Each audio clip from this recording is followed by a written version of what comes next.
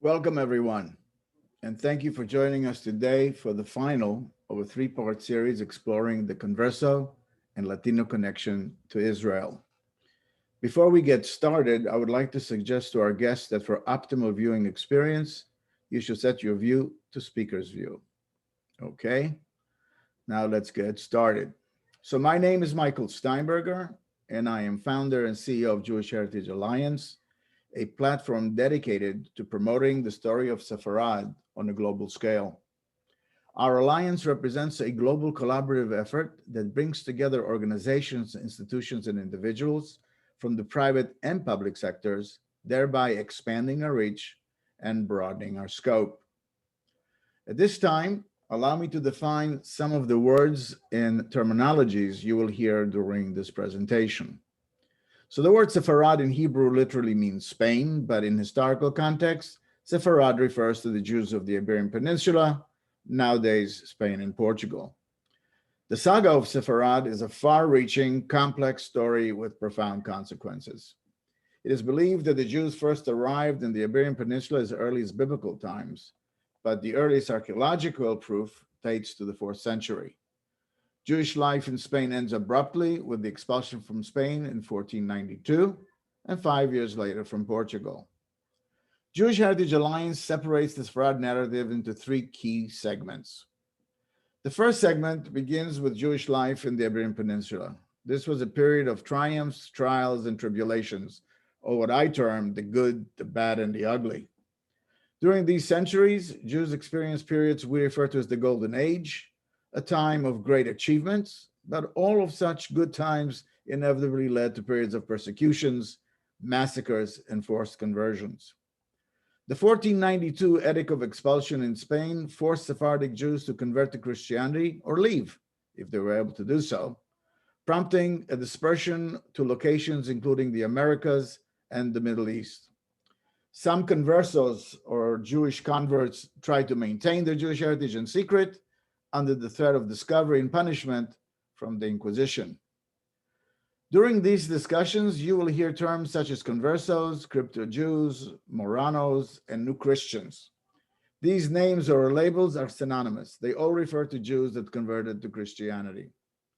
It is important to note that when discussing conversos and crypto-Jews, we are speaking of their descendants. The second part of the story details the global Jewish and converso diaspora that the expulsion from Spain and Portugal produced. Whereas some of the refugees of 1492 were able to get safe havens in the Eastern Mediterranean, the vast majority spent the rest of their lives amid succession of tribulations. The third segment of the story deals with the present day and the future, and is the segment we are discussing here today. The expulsion saw Jews and conversos traverse the globe, with many making their way to the Americas. It is noteworthy to mention that where there are approximately 16 million Jews in the world today, it is believed that there are over 200 million conversos. As the title of this series suggests, we are here to explore the converso and by extension, the Latino connection to Israel. We are honored to have three experts to discuss the significance of today's Converso as relating to Israel and the Jewish nation.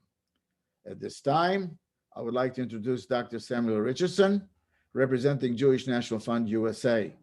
He is the Director of Small Communities Outreach, and he's also a descendant of the Conversos. Take it away, Sam. Thank you, Michael, for that kind introduction. I would like to remind all of our guests today, before we get to the main program, that Jewish National Fund is more than trees. As a matter of fact, between 1903 and 1940, we had purchased thousands of dunams of land in Israel, which facilitated the creation of the borders adopted by the UN Partition Plan of 1947. And today, Team JNF USA, we are the water people, the environmentalists, the community builders, the Parks and Recreation Department. JNF USA provides the means to help all Israelis of all abilities. We're the educators, both here in the United States as well as in Israel. We're the mission specialists, the virtual travel agents. We encourage resettlement from the core to the northern and southern peripheries by building brand new communities from the ground up and helping small businesses create new jobs. In February, we launched the bomb shelter beautification program. We were not planning on them being used so soon. However, we are glad that they were fully ready for use. We've also been supplying resilience centers for those with special needs, as well as the general public. JNF has also increased the purchasing of firefighting equipment for volunteer firefighters in the communities bordering Gaza.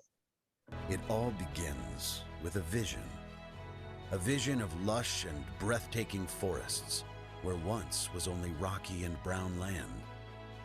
A vision of transforming the Negev and the Galilee, injecting a vitality that is transforming them into places people want to live. A vision for us to speak our values, leaving no one behind. A vision of quenching the thirst of Israel's population and allowing the agricultural economy to thrive. A vision that searches for solutions that will make a better tomorrow. A vision of a continuum, ensuring that we are raising tomorrow's leaders today. A vision that understands that a nation must know its past to create a stronger future. Be a part of our vision. Join us.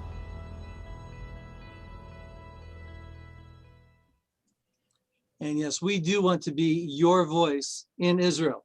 The Jewish National Fund is investing for the long term, from the forests of the north to the deserts of the south.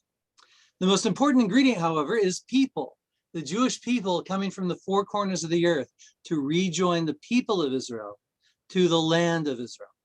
Jewish National Fund affiliate Nefesh B'Nefesh makes this process easier by removing the professional, logistical, and financial obstacles. Please partner with us today. Participate in the continuing task of protecting and building the land of Israel for the people of Israel.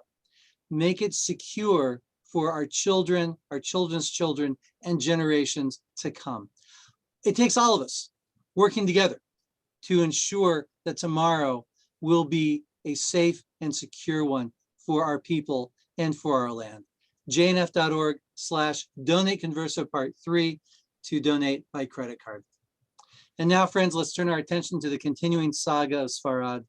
Come with me as we continue to uncover the story of a journey from darkness to light, one that began centuries ago and continues to this very day with our partner, Jewish Heritage Alliance. People are coming back. People are coming back after hundreds of years of being denied their Jewish heritage. On a history that was hidden, and I say hidden, not lost, but actually I think it was hidden. It's a piece that's missing. People have not understood it. People have not known about it, and it's been this big secret. What happened in Sfarad is a very important segment of Jewish and world history that was overlooked. And they'd say to me, you know, I have really strange things. We're definitely not Jewish, but we somehow always seem to light candles on Friday night. I started my Jewish life as a convert, and very happily so. My soul had aligned with my, let's say, my person. Whoa, my God, it's incredible. My country, the country I love, is Jewish too. Where did we come from? And how did these people come to Mexico, come to the southern part of the United States? They say that 25 to 50% of the early colonists to Latin America were recently converted from Judaism, meaning in the last generation before they came. I mean, this is an extraordinary idea.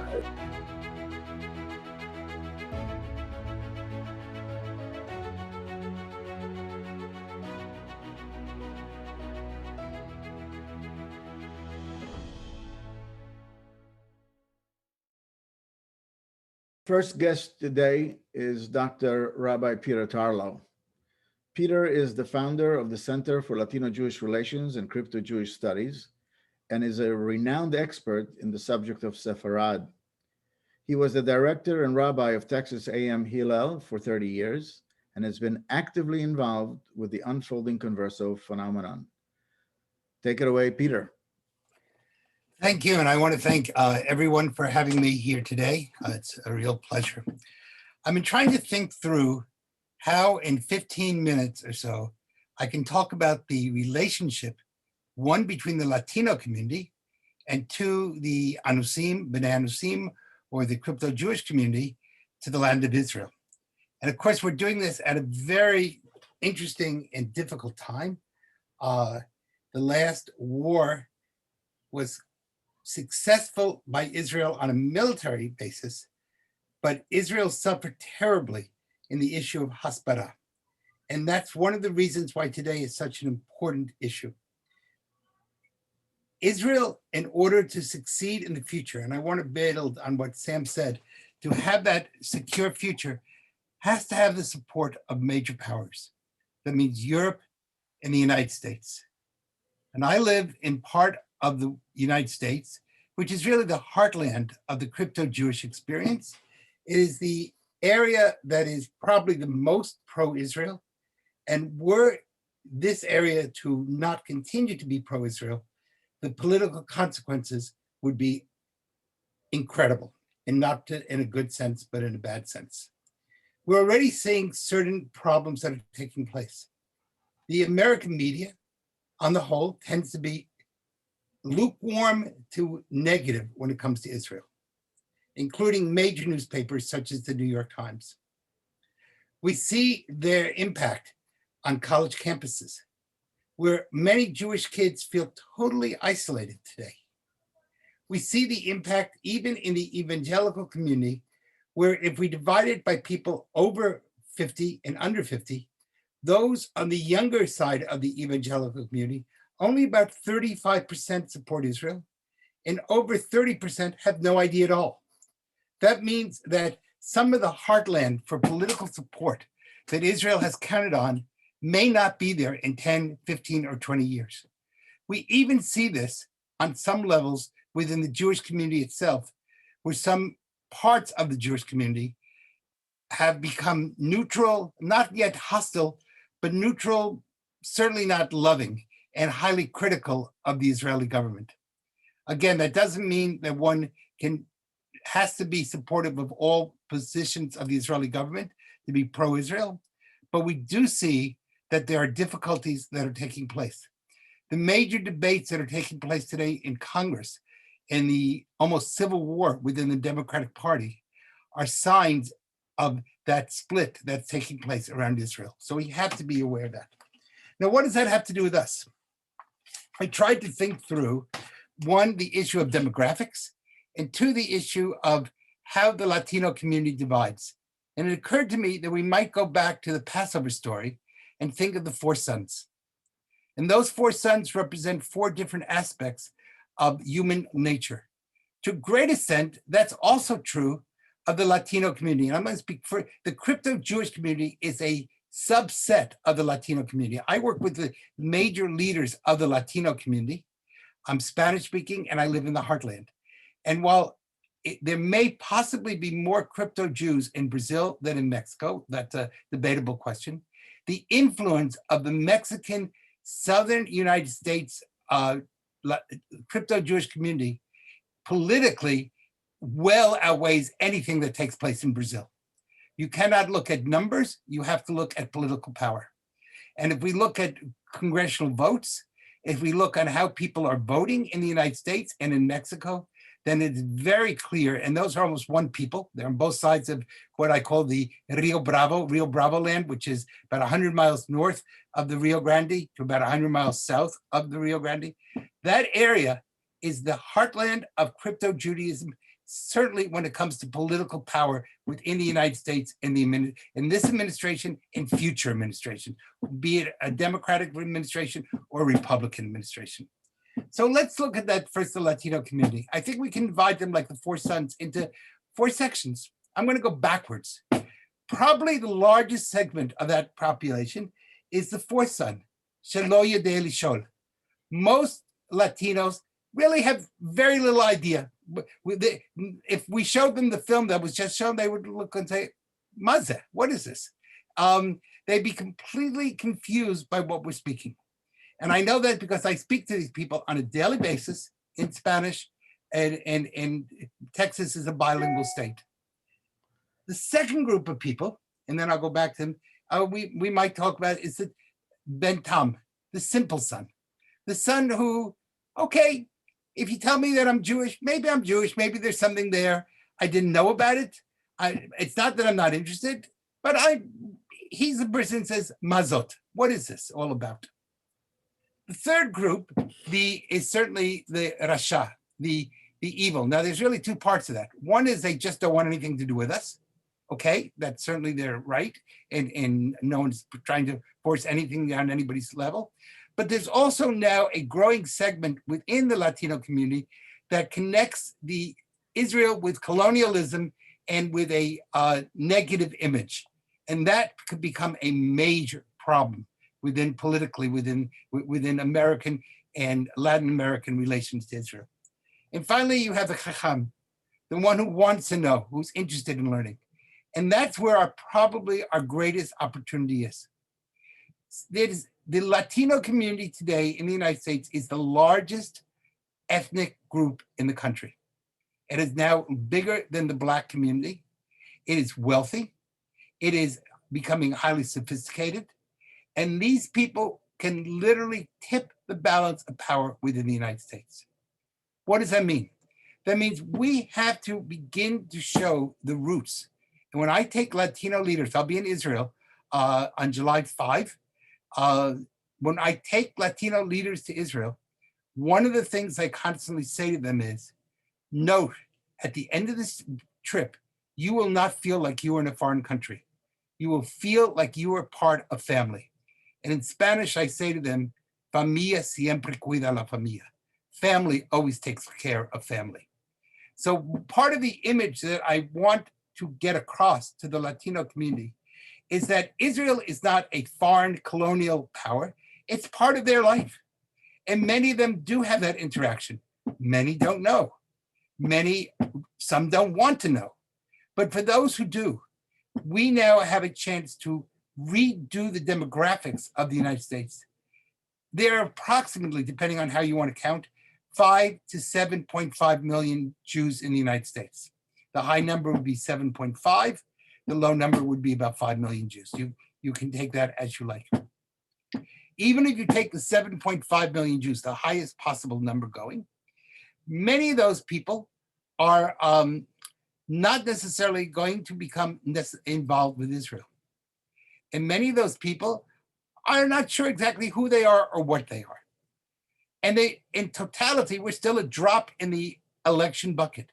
And if anyone's paying attention to the demographics and to the number of people literally coming across the border from Mexico into the United States every day, it's now estimated to be 700,000 people so far this year.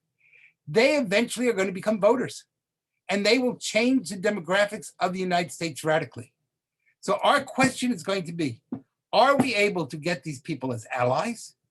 Or are we going to take these people and are we going to permit them to become anti-Israel and therefore become part of the 40 million voters who will have incredible emphasis on American foreign policy? Politicians tend to look at one thing, votes, and they go where the votes are. And that means that in order for us to assure Israel's survival and our own survival, we need to begin to really change our demographics and begin to open up and to allow people to see this as a whole new world. Now, there are many, the Jewish community is also divided. We can clearly say that there are at least two Jewish communities, the Orthodox community and the liberal community. Both of those communities subdivide. Within the Orthodox community, there are pro-Zionists and anti-Zionists. Between the liberal community, there are pro-Zionists and anti-Zionists. One of the things we do know is when we're able to get Latinos to become interested in their Jewish heritage, they are almost always pro-Israel. And therefore, the more people that we have, the more we're able to have impact on American foreign policy. Now, there is a revival. It's not as much as I would like, but there is a revival. Certainly in southern Texas and in New Mexico and Arizona, synagogues that were once on the verge of death, especially along the borders of the Rio Grande, are now filled again. Yiddish has been replaced with Spanish, but it's, you know what? I can deal with Hebrew and Spanish just as well as I can deal with Hebrew and Yiddish. The bottom line is that we're beginning to see that form of Renaissance. For example, in California, and I have a congregation in Mexicali that's across the border from Calexico in California. We run a fusion where we do for Hanukkah, we break a piñata, which is a kind of a Mexican symbol, and filled with candy. All the children of the neighborhood come. Why do I do that? Not because I'm trying to push Judaism down anybody's throat, but because they now see the Jewish people as a normal part of the Latino experience. And doing that means that when they see a Magen David on the flag of Israel, or they see the state of Israel, they don't see it as a foreign entity, they see it as part of their own, and therefore become pro-Israel. We have to begin to really rethink where we're going. If we do not, we are putting ourselves in tremendous demographic danger. If we do, that means we are going to have to get people in Israel to recognize these people. We've got to simplify the process of re-entry. We're going to have to, and not again, is everyone going to convert?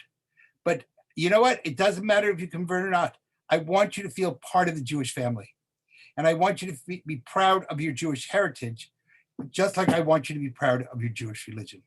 We have to do both. And if we're able to do that, then we can assure that Israel is going to have huge support, not only in the United States, but I work in Mexico. And I can tell you, Mexico's influence across Latin America is tremendous. As Mexico goes, so do the most Latin American nations. And we would be a mistake to forget that the partition plan was approved of in 1947 only with the votes of the Latin American nations. They were the one bloc that supported us after World War II. We dare not lose that support. And that means that we cannot take it for granted. We have to begin to show an ethnic and cultural relationship between the Latino community and the Jewish community. That's what I do every day. That's why I bring Latino leaders to Israel on a regular basis.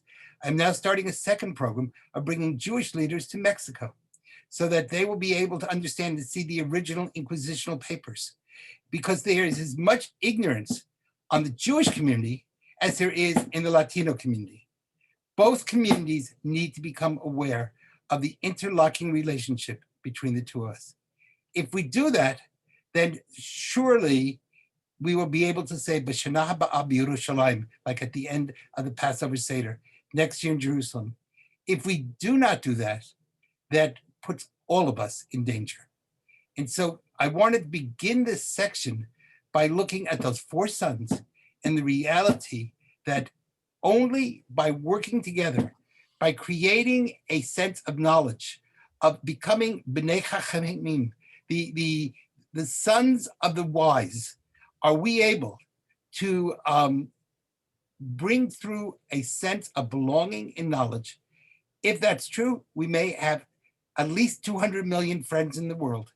And when you're the Jewish people, we need as many friends as we can get. Thank you for listening. Wow. Thank you. Thank you, Peter. Thank you so much for this very comprehensive coverage of this important phenomenon. Thank you. Thank you.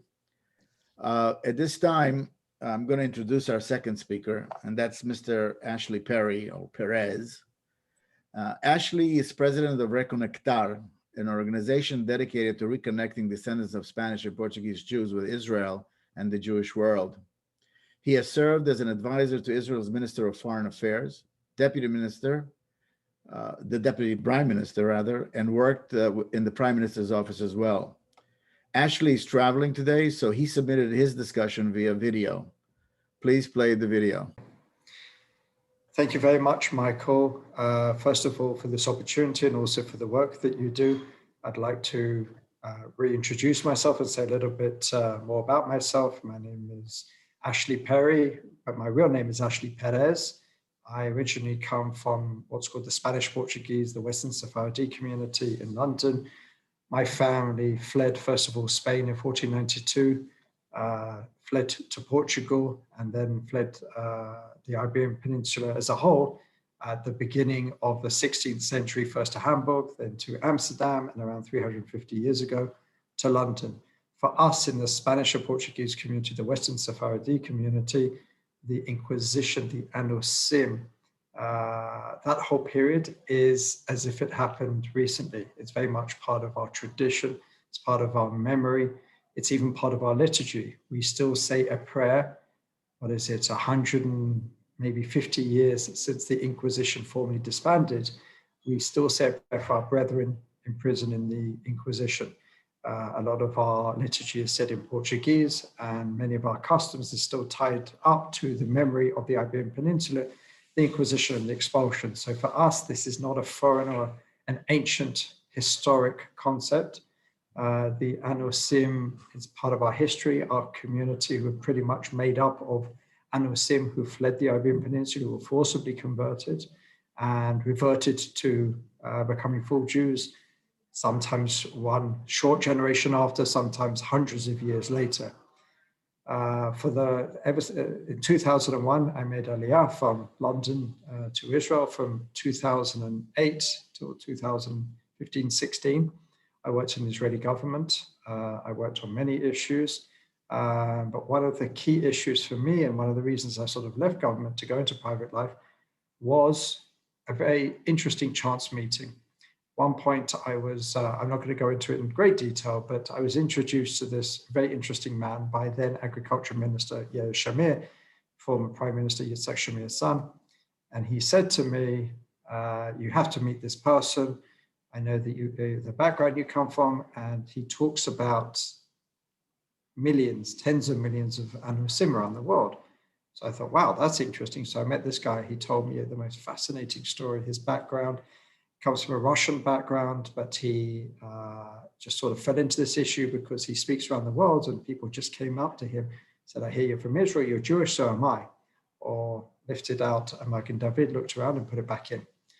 And he didn't understand who they were. So at one point he turned to a friend of his and said, I don't understand. Who are these people who keep on approaching me and telling me the same story? He said, these are Conversos, crypto Jews. I can't remember the term that he said the person used, but the first question this person asked his friend was, how many are there? And the response was tens of millions. And he thought, no, come on.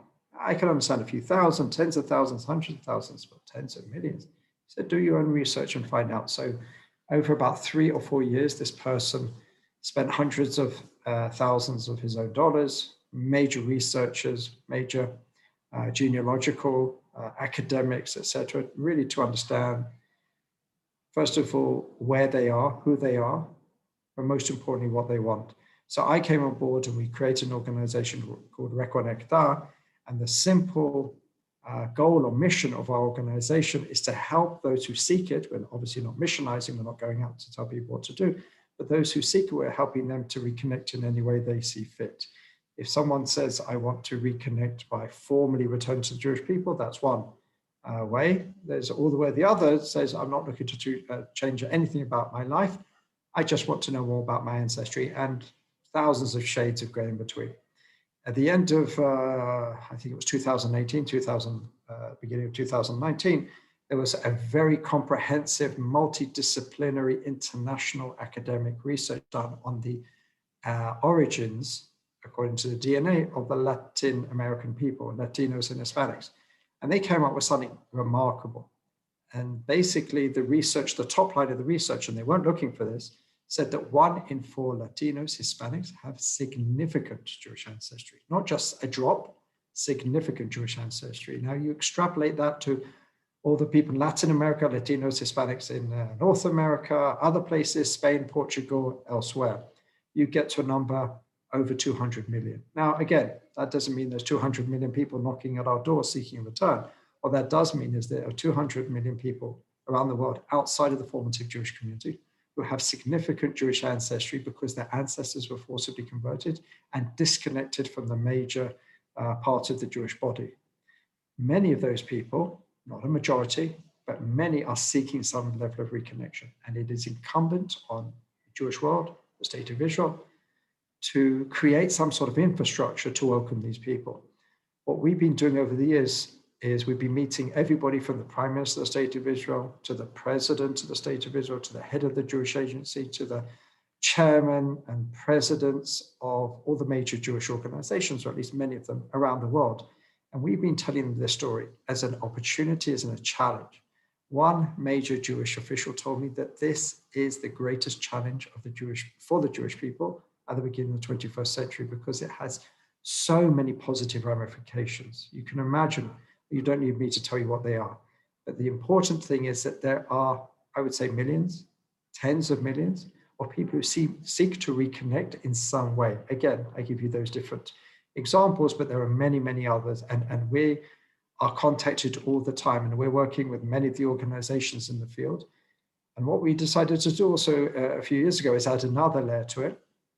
And we created for the first time in history the Knesset Caucus for the reconnection with the descendants of Spanish and Portuguese Jewish communities. So there is an official body in the Knesset which meets and discusses and shares insight onto what should happen. Now, this isn't an official body, it's a caucus, it's not a committee, but there is a lot that can be done with that. We had our first meeting where we had 250, 300 people. Now, usually caucuses in the Knesset have 50 to 60 people, but it generated such interest, and there were multiple members of Knesset, rabbis, academic leaders, political, Jewish organizational leaders.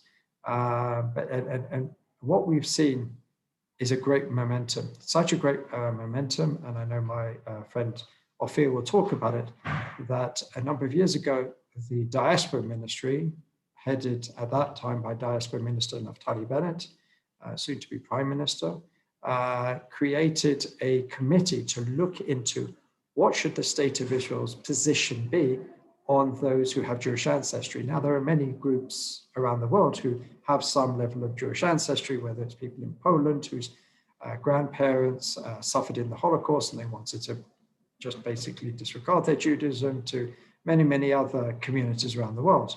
The largest community, undoubtedly, are the descendants of Spanish Portuguese Jewish communities, the Andalusian, Conversos, crypto-Jews, Maranos, whatever you want to call it, and then they put out recommendations. I know Ophir shares my view that hopefully in this next government, because for 2 years we haven't had a government that hasn't been able to enunciate any major policies, but I hope that this report will be put on the government table at some point with this new government, and they'll take some of these recommendations seriously, because it is a great opportunity. My overall goal is really to create awareness first, as a first step, because I believe to meet any challenge, first of all, you have to have people who understand the challenge exists. And at this point in time, I mean, I would actually say we're doing quite well, because a number of years ago, maybe 5, 6 years ago, no one knew about this challenge, no one at all. Today, the fact that government ministries are talking about it, the fact that Knesset are holding meetings about it. I helped write a law in the last Knesset, which will hopefully make it into law during this Knesset, for a day to commemorate the victims of the Inquisition. And one of the parts of this law is that at least one day a year will be beholden to Israeli children learning not just about the Inquisition and the expulsion and the story of Sepharad in general, but also the ramifications. In other words, the B'nai Anusim today. Who are they? Where are they? What should we be doing about it? So we really have taken major, major strides. It is on the, I would say, the global Jewish agenda. It's low down. My goal, and many others like us, like Michael and others, our goal is to make sure that this is near the top of the global Jewish agenda, because it really is the game-changing moment for the Jewish people. It is the greatest challenge for the Jewish people in the State of Israel. And in all my meetings, and I was very surprised when I first set out these meetings, and I met with, as I said, political, religious, academic, Jewish organizational leaders, I expected about half and half people to say, okay, that's very nice. You know, I'm very happy about it. And half the people to look at me and say, you know, this is a bit of a dream. This isn't serious. Thank you very much. I have to say, in all my meetings, I would say 95% plus of all the leaders that I've met with had a very positive feeling towards this. And they said, what can we do? My first statement was always, let's make sure more and more people hear about it. Make sure your organization, make sure the people who you talk with understand this, because these people are wanting to reconnect. And I always look at it as two sides of the ledger. There's the formative Jewish world, the state of Israel, the Jewish diaspora, and the other side is this emerging Jewish community. We were disconnected for 500 years. It is now time for the great reconnection. And what we need to do is we need to make sure that so many more people understand this, are aware of this. So next time they hear about it, next time someone outstretches their hand, they're ready for it. And we need to create programs to spread that awareness and start thinking in practical terms. What can we do to make sure that this reconnection takes place? And that could be in the Knesset, as I said, through a law, could be through the government committee, could be through programs of major Jewish organizations, could be making sure, as I believe that we have done, making sure that this issue is in the global Jewish media regularly. There are op-eds about it, there are articles about it, and it's not a small phenomenon. We hear of a story here, we hear of a family there, a small community somewhere else. This is a mass movement, and we all have to be involved. I sometimes compare it to a certain extent to the struggle for the freedom of Soviet Jewry. Not to compare the two movements, they're not, but at the beginning, there were just a few crazies who kept on talking about this idea, who took radical ideas or radical steps to make sure that it was in the public consciousness. But eventually, it was at such a point where every single person in the Jewish world was involved with this, whether it was the President of the State of Israel, the head of the Jewish Agency, the head of the Jewish organizations, the average Jew on the streets, everybody was involved. And I believe that we have to move up to get to a point, that the tipping point, where it is the issue on the global Jewish agenda. And I believe that we've made massive, massive inroads in the last few years. And we're getting slowly but surely, but I hope we'll be at that tipping point soon. And everybody from the layperson up to the leaders of the Jewish world will become involved in this issue. We'll be thinking about how we can deal with this issue. We'll be creating practical programs for this issue because, as I said, it is a great challenge, but most importantly, a great opportunity for the Jewish people of the State of Israel.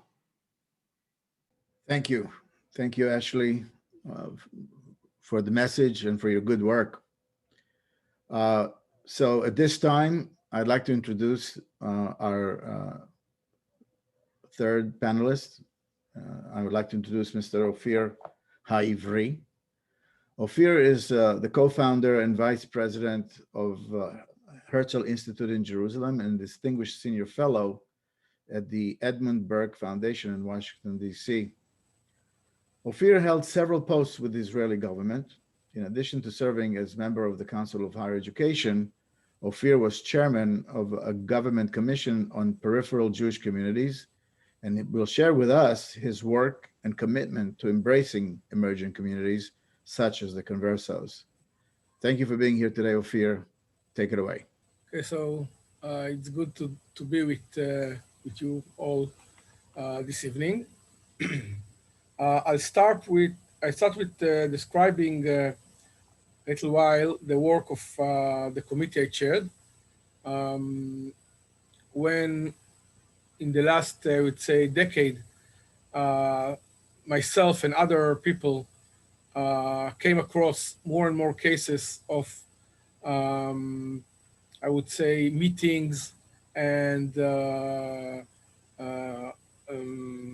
activities by groups who claimed or could prove actually some kind of Converso background. And myself and other people who were somehow in regular communication with the government, we found out that basically it's the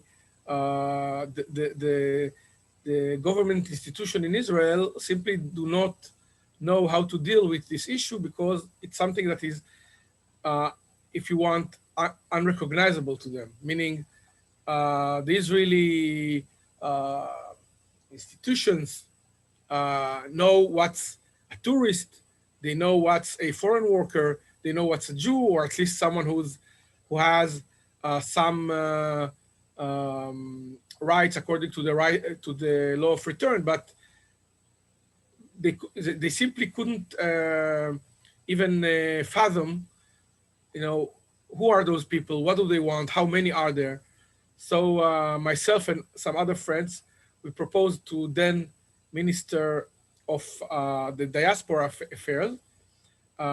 Then it was a Knesset member named Naftali Bennett, who by chance or maybe not chance, is being actually, as we speak, being sworn in as a prime minister right now, and hopefully he'll follow through the recommendation of the committee which he actually gave the okay to. So basically, with some other members, we chaired the work of a committee. We worked for about 1 year, mostly during 2017. And we looked at, in general, communities and groups and individuals who have some kind of affinity with the Jewish people. That's a very, very large or very wide description. But we found out that I would say 80 or 90% of such people are, I mean, the largest group by far are people who have some background in the Converso community. Those people are, of course, mostly of Spanish and Portuguese ancestry, which later they immigrated to the American continent, meaning Mexico, South America, other places, and later on parts that today are the US. But we shouldn't think that this covers all of them. Some of these people also went to other places. For instance, while many, I would say, tried to get away from the Inquisition going westwards, some went east, and there were various holdings by the Spanish crown at that time that were out of the Iberian Peninsula, mainly in Italy. So in various areas of Italy, mainly in Sicily, there was an influx of many people of Jewish origin from Spain, and also there were local Italian Jews in areas controlled by the Spanish crown. And it took some time, and eventually those areas too were subjected to the same laws and pressure by the Inquisition to convert or leave. And so actually there are descendants of conversos, not only in Latin America and Spain and Portugal, of course, but also in Italy, in France, and other countries. I will tell you an interesting story, maybe to conclude, about a meeting I had in Sicily. So our committee worked for about a year. We met with historians, we met with people who are doing research on current communities and groups from Brazil, from Mexico, from the US, from other places. We met also with some representatives, I mean individuals from such groups, just to get the feeling of what they're about, let's say. I can give you one example, which is, I believe, very interesting, which is that the man who was the Israeli ambassador in Colombia, his name was Benjamin Arbel. He just died after our committee, a few weeks after he actually testified in front of our committee. He was already very old. But he told me that when he became the first resident ambassador of Israel in Colombia, he went once to a meeting at the second city of Colombia. It was a port, and he wanted to meet with the economic leadership of that city in order to try to establish commercial contacts with Israel. So he contacted the mayor, and the mayor said, I will organize at my house a meeting with 12, 13, 15 people of leading leaders of the local economy, meaning the bank manager, the port manager, and so on and so forth. And Arbel told us that he came to the meeting and they were sitting around the table and starting to talk. And then the mayor said, actually, all of the people in this room are of Jewish origin. Arbel was very much surprised. And it seems that in many of these communities, there had been a gradual return to some kind of Jewish identity, and there were some, let's say, Sephardic rabbis which were aiding them, and for various reasons, the developments in Colombia went through, let's say, up and down. We can discuss this maybe later, but even today, our committee received a report that the number of communities we'll call them former conversos, who regard themselves as Jewish, meaning they are living as Jews, as community of Jews. They have a praying house and so on and so forth. The former Jewish community of Colombia numbered something like 3,000 people.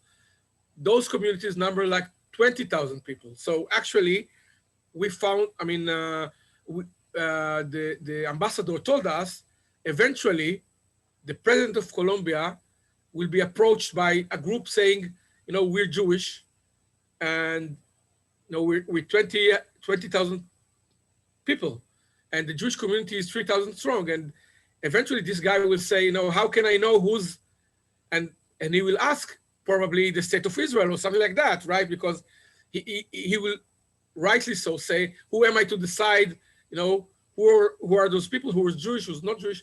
So clearly our committee recommended, there are many similar cases, I'll just give you one example, that in the past, this was for various reasons, an almost invisible reality, because many of those people, even if someone had a tradition in his own family that they are of Jewish origin, or even if someone studied in the library that his surname is a classic Jewish surname, this guy would live in some town in Brazil or Mexico, and he wouldn't have even a Jewish community there, and he wouldn't know how to get to someone or how to ask anyone. But in the last 2 or 3 decades, because of the internet and because of new ways to find information, the quantity of people who are interested in this and are looking for the roots has been skyrocketing. And so what was maybe in the past may have been regarded as some kind of curiosity, 20 people every year, it's a very minor phenomena, now has become a stream, and we expect it to become actually larger and larger. And so we recommended that the state of Israel take several steps to address this issue and recognize it exists and try to work with it. We, on purpose, we avoided entering the issue of conversion because, first of all, most of the people we met weren't at this point interested in conversion. They were interested in other aspects of connection with the Jewish people in Israel. Some of them wanted to learn more about Israel, Judaism, the story of Israel. Even many times people want to even only learn Hebrew. Sometimes people wanted to be active in favor of Israel. In other cases, people wanted to even come to Israel for a year or two to study.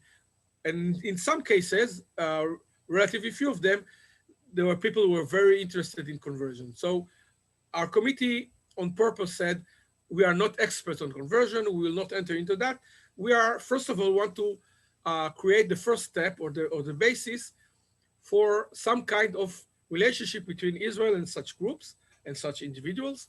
And so we recommended several recommendations that I would say I would mention 3 of them, and that would be that one, that there would be in every Israeli embassy around the world some officer whose role is devoted to being a liaison with such groups, such individuals, meaning trying to organize something like every year a meeting with them, of the ambassador, trying to look if there are activities that the embassy and Israel can initiate to establish contacts with them, and so on and so forth. So this is one kind of activity.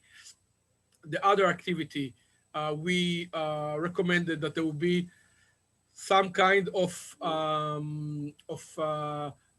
organized traveling to Israel by, I would say, leaders of these communities, meaning people who are more invested and are ready to learn more, to come and devote a few weeks coming to Israel, and later on, in effect, becoming the leaders of these communities, of these groups. So this would be the second aspect.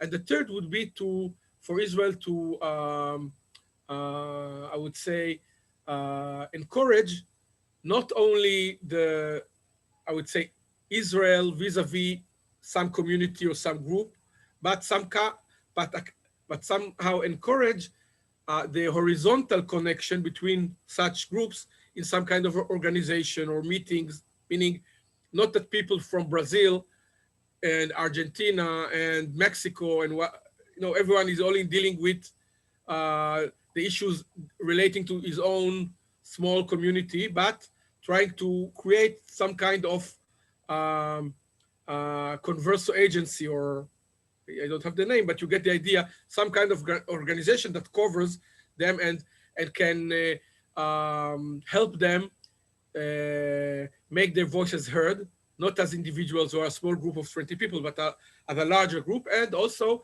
to be the voice for the common themes that interest them. Because we find that already, although there are issues that are particular to every community or every group, there are some issues that are fairly visible across the line. So these are three of our recommendations. At the beginning of 2018, the recommendations were, I would say, put on the Israeli government's table. And as these things go, things moved very slowly. We didn't expect anything else, but we hoped that it would become faster. And unfortunately, as you all know, during 2019, after an election, there has been a virtual standstill of the Israeli decision-making process for more than 2 years because of a political stalemate.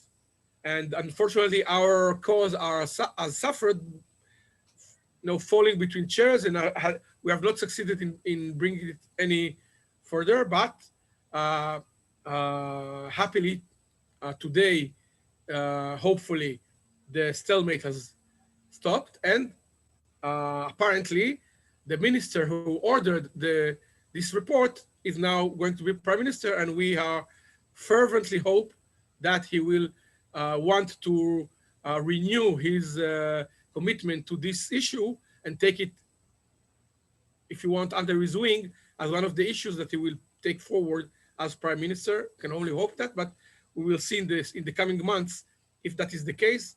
I hope so very much. And I have friends that know the prime minister and are close to him, and they think that they can help in this direction, and we'll see. Thank you very much, Ophir, for the insight. I mean, that was very, very informative. Sam, we kind of went through the Q&A periods. Right. Well, let's take a couple of minutes. Going back to Rabbi Tarlow, I think this is a good question.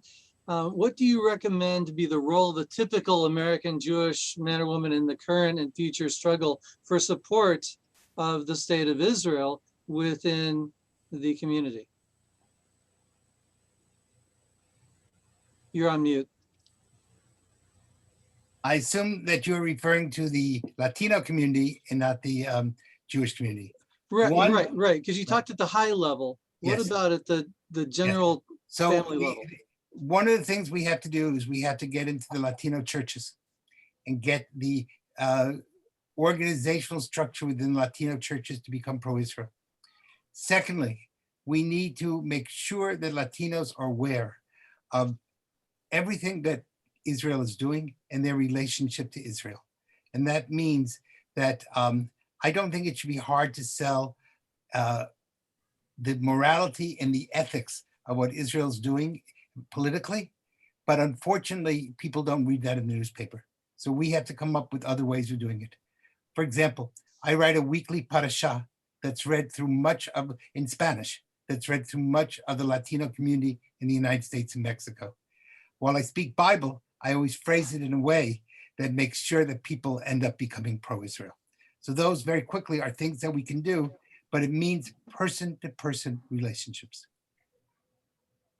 Excellent. Excellent. Thank you very much. And here's an interesting question. Would there be any benefit to considering bringing conversos who convert to Israel like we did for the Ethiopian community and assist and support in settlement? And that's for anybody. Ophir, you want to take a stab at this? Okay, but basically, in theory, yes. But the point is that the Ethiopian community is relatively, I mean, the issue there is very small. We are talking about a few thousand people at the moment, meaning people who are of Jewish ancestry in Ethiopia, whose ancestry converted to Christianity and now want to return. We are talking about a few thousand people. So it's in a sense, in Israel, it's a non-issue. While the range of the numbers and range of people among the conversos is massive. So in any way, it won't be a very easy or small task. It basically, if Israel goes into that direction, it would become I would say, the main goal of its Jewish outreach activity. I'd like to also point out something very important, which has been discussed by prior panelists, and that is that the Converso community is very much different than either the Ethiopian or the Russian community. The argument that the Conversos, friends of ours, make is that the Converso community it sort of runs one by one. They're individuals that they don't show up with families as did the Russians and the Ethiopians. I think that part of what we're doing at Jewish Heritage Alliance with the help of the panelists here and others is we're trying to bring attention to the government of Israel, reintroduce the urgency of this matter. But it's something that's going to take some time. But the key answer is these are two different types of groups. The Ethiopians were a group that was consolidated and it was easier to deal with them. To some extent, it was true of the Russian Jewry. The Converso community is very dispersed, not organized, and that's why our job is to create an outreach program and let them find us and be welcoming of them. Next question. Right. I want to go back to Ophir just real quick. You talked about the committee and all the work that you've been done. Is there a place to find reports that the committee has compiled on your work? My committee's report should be online, meaning like a PDF or something like that, on the site of the Diaspora Ministry. We gave the report, of course, in Hebrew, but there are supposed to be English and Spanish versions. So if you look for it, I think we have access to that. I think you or Ashley sent it to me. I have it both in the Hebrew and in the English. So if somebody wants, they can email us. Great, excellent, excellent. And last question is for those who do convert and make Aliyah, will they be greeted in Israel equally by Israeli institutions and government agencies as have been others, whether from Ethiopia, Russia, or the United States, or Europe? Is there any distinction, positive or negative, for conversos who make Aliyah? Before I let Ophir tackle that, I will just tell everybody to go back to our previous event where we had Ginny Milgram and Hannah, and they talk about that issue. So no, the answer is there is no real red carpet or welcoming committee. it's an uphill fight, and that's one of the problems. I'll let Ophir answer it as well. Go ahead, Ophir. I would say that there are two aspects to this. The first aspect is the way that the Israeli population reacts to it, and to my pleasant surprise, in all cases that I've seen, people who are either converts who converted or are in the process are really greeted by the Israelis themselves very, very warmly, and people are really very happy about it. The official formal institutions is another thing, and it's not really specific about conversos, because even people of Russian origin we are not talking about people who are like 200 years ago have some Jewish connection, but people who are actually, it's someone whose great-grandfather is Jewish, or even someone who has made Aliyah, is in Israel, but is not recognized as Jewish. Even this transition is being treated, I would say, very harshly by our authorities. The formal authorities of Israel are really not making it easy on people who really want to convert and to. Okay, so in closing, I'd like to point out that the Sfarad legacy resides in both the Sephardic Jewish community and the Converso communities. But as you've heard here today, the glaring difference is that there are only 16 million Jews in the world today, and there are an estimate 200 million plus conversos. Pay attention to the number. We're maybe 16 million Jews, and we're talking about over 200 million conversos. Today's takeaway is the significance and relevance of the converso, and by extension, the Latino community to Israel. As the recent fighting between Israel and Hamas suggests, there is a growing global avalanche of anti-Israel and anti-Semitic rhetoric and actions. With the diminishing influence, as Peter pointed out, of the Jewish communities in America and elsewhere, this is a time to embrace all Israel-loving people. This is a time to embrace the Converso communities everywhere, a people with a direct connection to the land of Israel. Those are my closing remarks. For those who want to follow more or learn more about the Sepharad experience in general, I invite you to follow Jewish Heritage Alliance. Thank you. Thank you, Michael. I also want to thank everybody for joining us today for this touching and educational presentation. A number of questions have gone unanswered. Please be assured that we've collected them. We will distribute them to the panelists, and then we will collect them back again and send them out to all of our registered guests with the answers, and also the contact information, so that you can be in touch with our panelists directly. You'll also receive in an email from me later this week a link to the recording of this event as well as the prior two events, so that you can make sure to get everything in context. I also want to ask you again to consider joining in this important work, partnering with Jewish National Fund, and ensuring that we have our land for our people in the future.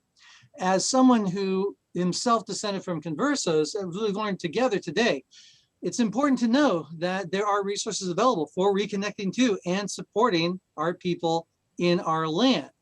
And so if this event has been meaningful to you, please consider a direct investment in Nefesh B'Nefesh, that organization which specializes in reconnecting our people to our land. So please join me now for a touching insight into the thoughts of young Jewish men and women from all over the world. We're even going to see one from Colombia, who chose to become lone soldiers in the Israeli Defense Forces. And finally, we'll close with a tribute to those who have made Aliyah to our land and sing together our national song, Hatikva. As the official outsourced arm of the Israeli Defense Forces, we have had the honor to assist 7,000 lone soldiers from over 68 countries from around the world. 68 countries, lone soldiers who have chosen to move to Israel alone and serve. Part of the reason why I'm doing it is to be on the forefront of the Jewish memory, and I think that's a really incredible thing. There's a revolution in Judaism happening now where we're able to go back to our land, waiting for 2,000 years, and now like I'm able to just type in my PayPal password and go in instead of like hiking through deserts.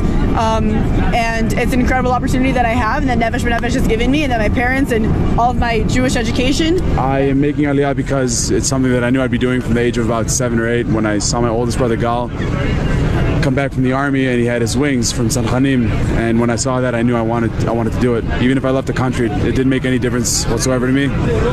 I knew I had to go home at some point. I hated leaving, and I always hated visiting and having to go back to the US. So now it's a one-way ticket and I'm going home.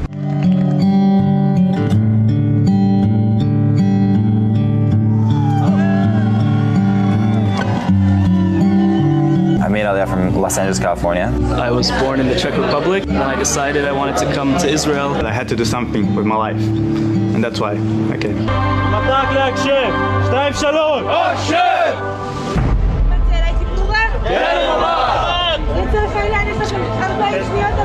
I joined the army when I was 25.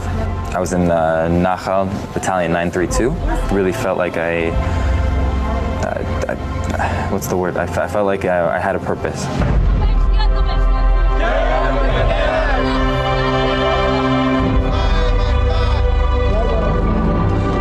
Everything that happened with making Aliyah, coming over here, knowing that Nefesh B'Nefesh had all the information waiting for me, even if I didn't need the help, knowing that there was the body there. We have this Shabbat or Thanksgiving dinner. שיתוף פעולה של נפש בנפש איתנו ביחד, אני חושב שמהווה איזשהו מכפיל כוח. התמיכה הזאת שיש לחייל, הכתובת, הטלפון שיש לו למי להתקשר, החבר'ה שבאים ללוות אותו בסוף מסלול או בסוף הטירונות או בסוף הקורס, אפילו שהוא יוצא הביתה בסוף שבוע. זה החיבוק החם, התמיכה ומה שאנחנו מצפים ורוצים לתת לאותו חייל. Mi nombre es Dalia Levin, tengo 20 años. I arrived in Israel 4 months ago from Cape Town, South Africa. मैं Bombay India से हूँ. Florida, USA, Tampa Bay. Azerbaijan नाम Cali, Colombia. From Elizabeth, New Jersey, USA. For Yona Almian.